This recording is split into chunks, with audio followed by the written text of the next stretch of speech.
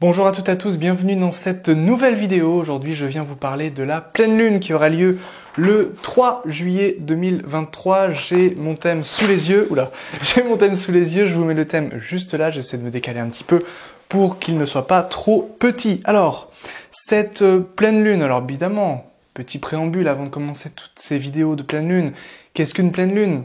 C'est tout simplement lorsque la Lune est en aspect d'opposition, donc juste en face du Soleil. Le Soleil vient donc éclairer la Lune, qui devient évidemment pleine, donc lumineuse, et cela vient nous renseigner sur des secteurs de vie qui sont tout simplement mis en lumière. C'est aussi évidemment un aspect de tension, un aspect d'opposition, et donc on va ensemble regarder les différents aspects, les différentes symboliques que cette pleine lune nous promet. Alors, on va faire un petit tour d'horizon en fonction des différentes planètes. Donc déjà, la Lune en Capricorne, elle sera à 11 degrés 19 du Capricorne. Elle sera, cette Lune, ce qu'on appelle en exil. Ça veut dire quoi ?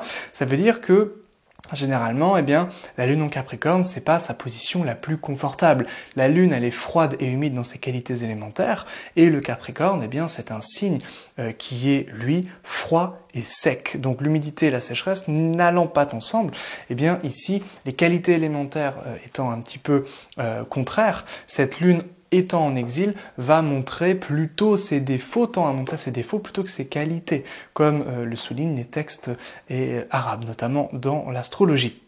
Alors cette lune, elle sera ici en aspect à Jupiter, super aspect ici de Jupiter, donc qu'on appelle un trigone, Jupiter étant à 9 degrés du Taureau.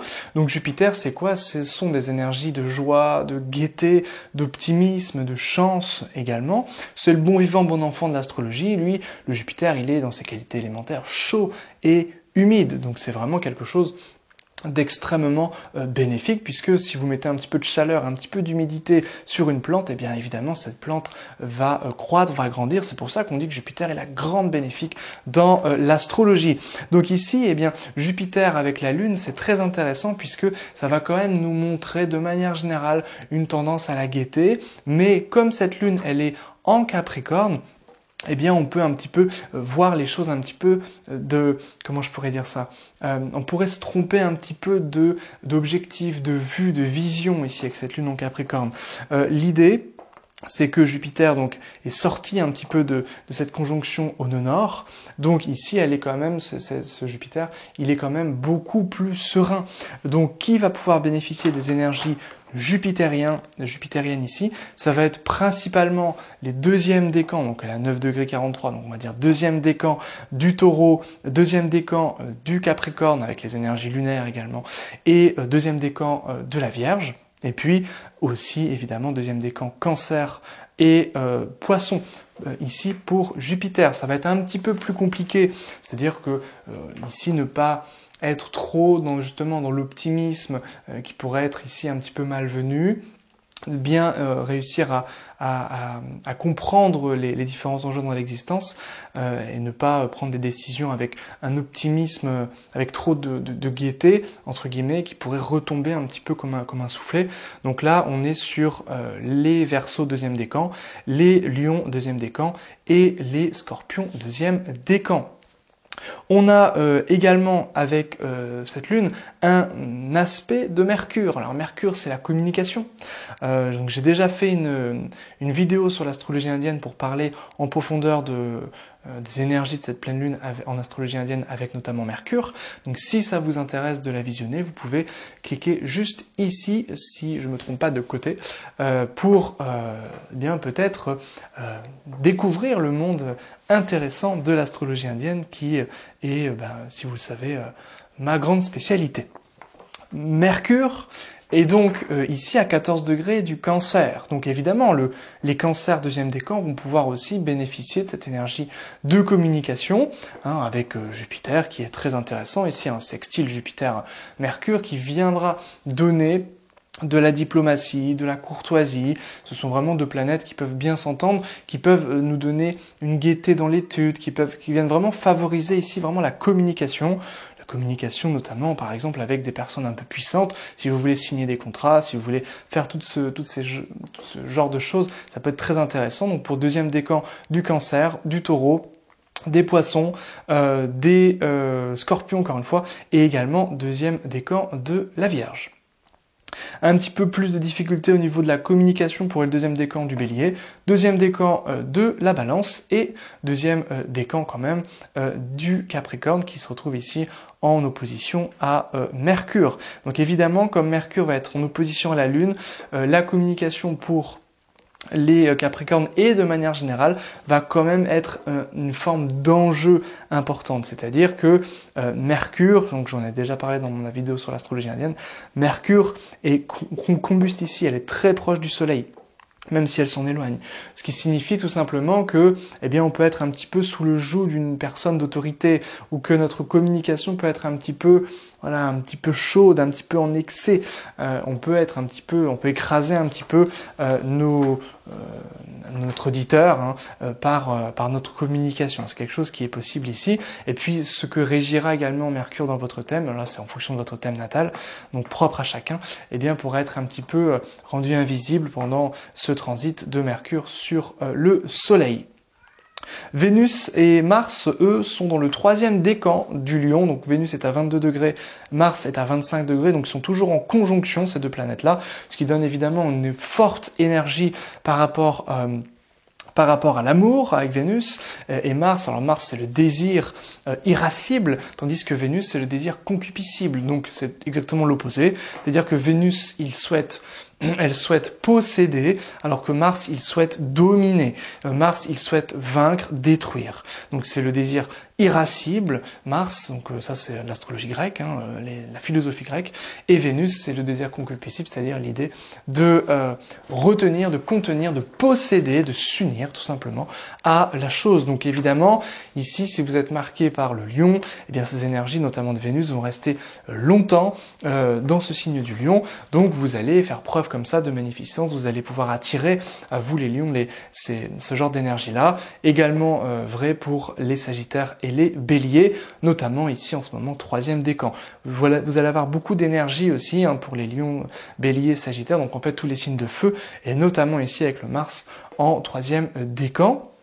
Pour les troisièmes décans des Gémeaux et Balance, l'énergie également d'attirance, de sociabilité, de relation, le désir d'aimer, etc. va pouvoir être intéressant aussi, surtout pour les Balances parce que évidemment c'est le domicile de Vénus. Et puis pour Mars, donc l'action également, ces signes vont pouvoir profiter tout simplement de ces énergies de Mars. Ça va être un petit peu plus compliqué pour les Verseaux, les Taureaux et les Scorpions, notamment les troisièmes décans. Et puis enfin, nous avons Saturne, donc Saturne qui est à 7 degrés des Poissons. 7 degrés des Poissons, alors évidemment il est rétrograde, il est passé rétrograde. Alors il faut absolument voir sur votre thème natal ce que cette station de Saturne a touché dans votre thème. Donc si ça vous intéresse, je vous invite à rejoindre mon canal Telegram.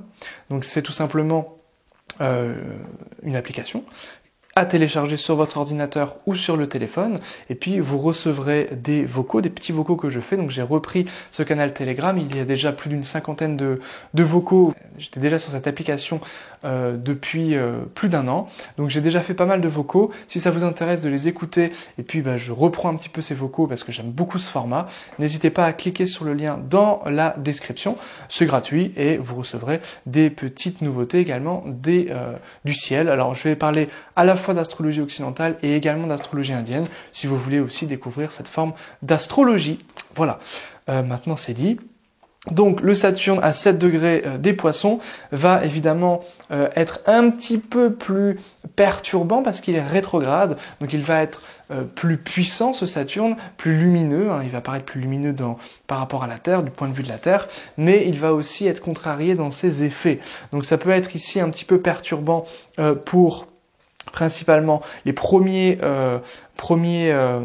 décans des Poissons, du Sagittaire et des Gémeaux, et puis évidemment de la Vierge ici. Donc le Saturne ici, bon, il va être rétrograde assez longtemps, donc plusieurs mois, donc c'est important de suivre ces rétrogradations, d'attendre que les choses vraiment se décantent, de faire preuve de patience évidemment avec ce Saturne. Alors le Saturne, lui, il va être directement en aspect à Mercure et en aspect à Jupiter. Donc évidemment tout ce qui est signature de contrat avec Mercure, communication, n'hésitez pas à prendre le temps pour expliquer ce que vous avez à dire dans, par exemple, les débats, dans tout ce qui touche à la raison, tout ce qui touche à la manière de communiquer, tout simplement la diplomatie, etc. Aussi dans le monde, si vous voulez vendre des choses ou vous vendre vous-même, tout ce qui a de la valeur à vos yeux, n'hésitez pas à vraiment planifier tout ça avec Saturne, ça peut prendre du temps, on peut le faire au bout de la deuxième, troisième fois, donc à plusieurs reprises, parce que Saturne est rétrograde. Donc une planète rétrograde est forcément contrariée dans ses effets. Saturne également avec Jupiter, donc là c'est pareil, ça va être donc c'est quand même des bons aspects, hein, Mercure, Jupiter, sextile et trigone. Donc Jupiter, c'est pareil, c'est la même chose, ça va ici être au niveau de l'enseignement. Vous allez peut-être, si vous enseignez, si vous conseillez des personnes, si vous êtes en train même d'apprendre, hein, c'est aussi l'apprentissage, hein, Jupiter, Mercure aussi d'ailleurs, l'enseignement et l'apprentissage, eh bien peut-être que vous allez devoir le faire à plusieurs reprises.